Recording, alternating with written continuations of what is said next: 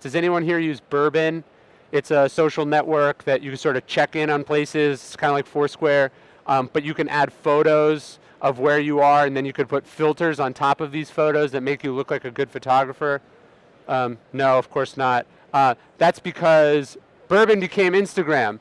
Nobody actually liked the check-in feature, they only liked the photo features. And the founders had a conversation that they call Pivot Day, and that's when they said, how could this actually be a product that millions of people would want to use?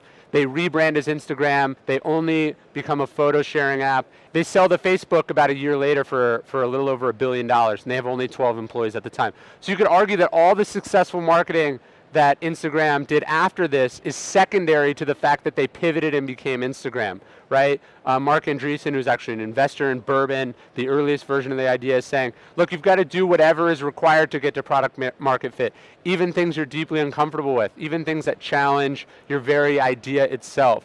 And then, okay, now you actually have an idea that you think people want.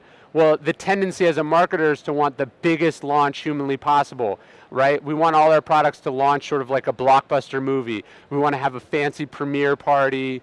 We want to have advertisements all over the place. We want to be in the news. But in fact, the better way to launch is to find your early adopters and to launch only to them. Imagine if Bourbon had had this massive blockbuster launch, it would have been much harder for them to become Instagram. So a lot of startups obviously launch on Product Hunt now, which is a network of about 50,000 tech early adopters who are always looking for a new thing. And so you launch there first because that's where your core audience is. It's much better to launch there than, say, on the front page of a major newspaper or on the nightly news, where you're technically reaching millions of people to only get to a small subset. I've launched actually all my books, including this one on Product Hunt. You can see some of them here. They've gotten hundreds of different votes. And I have a number of followers on Product Hunt who I can market these new ideas to, who are always looking for something new from me. And then startups I've worked with, they launch on Product Hunt and then they're sending an email out to their core fans asking them to upvote and put comments on Product Hunt to make sure that it's sort of successful in this tiny ecosystem. Or if you don't use Product Hunt, look at Reddit, right?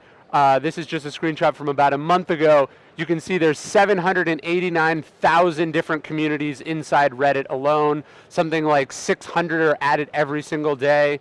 There are communities with millions of members about the smallest, weirdest niches, and chances are there is a niche about whatever your product is, whatever your service is, whatever your brand does. There's a core group of your 500 to 500,000 people who are fascinated with what you do.